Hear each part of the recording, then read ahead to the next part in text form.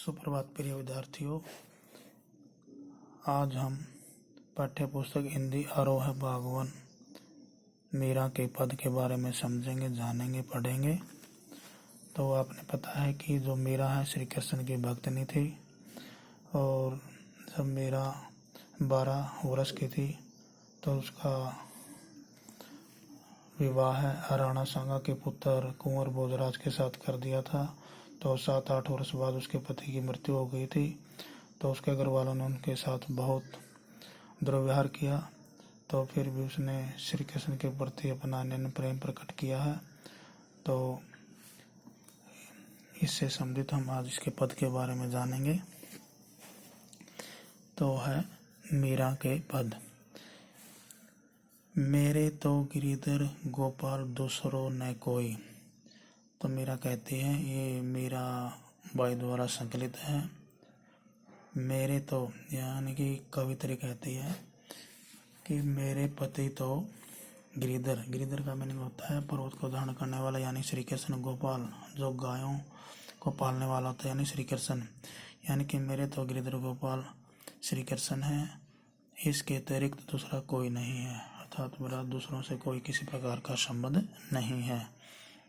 जाके सिर मोर मुकुट, और कहती है कि मोर के पंखों से, जिसके सिर पर मोर के पंखों से बना हुआ मुकुट है, मेरो पति सोई, वही मेरा पति है, वही मेरा सब कुछ है। छाड़ी दई कुल की कहानी, कह की आवृत्ति यहाँ पर अनुप्रास अलंकार है। कहा कर ही कोई, कह की आवृत्ति यहाँ पर भी अनुप्रास अलंकार है। तो कवित्री कहती है, यानी कि मीरा कहती है कि मैंने श्री कृष्ण को पाने के लिए है ना, तो कहती है कि मैंने अपने कुल मैंने परिवार की मान मर्यादा को भंग किया है, मान मर्यादा को छोड़ दिया है। कहा करिए कोई, अब मेरा कोई कुछ नहीं बिगाड़ सकता, कोई कुछ नहीं कर सकता। अर्थात मुझे किसी भी प्रकार की कोई परेशानी नहीं है, किसी भी की परवाह नहीं है।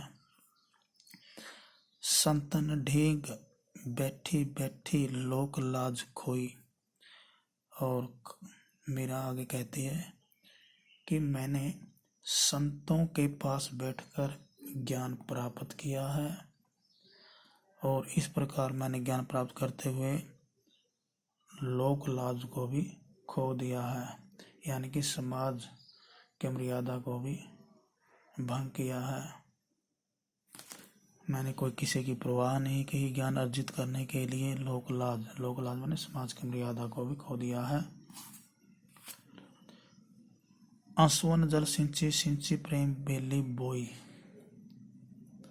तो कवित्री कहती है कि मैंने अपने आंसुओं के जल से सींच कर प्रेम रूपी बेल को बोया है। रूपक अलंकार, प्रेम रूपी बेल को बोया है। तो आगे कहती है, अब ते बेल फैली गई। जो मैंने प्रेम रूपी बेल बोई है, जो मैंने श्री कृष्ण के साथ जो प्रेम किया है, मैंने सब कुछ उसको अपना माना है, तो अब वह बेल पूर्ण रूप से फैल गई है। आनंद फल होई, और उस पर आनंद रूपी फल लगने लगे हैं, उस पर आनंद रूपी फल लगने लगे हैं। यानी कि मैंने श्री कृष्ण की भक्ति को प्राप्त कर लिया है, जिससे वह बहुत खुश होती है। दूध की मथनियाँ बड़े प्रेम से बिलोई मैंने बिलोना, मथना।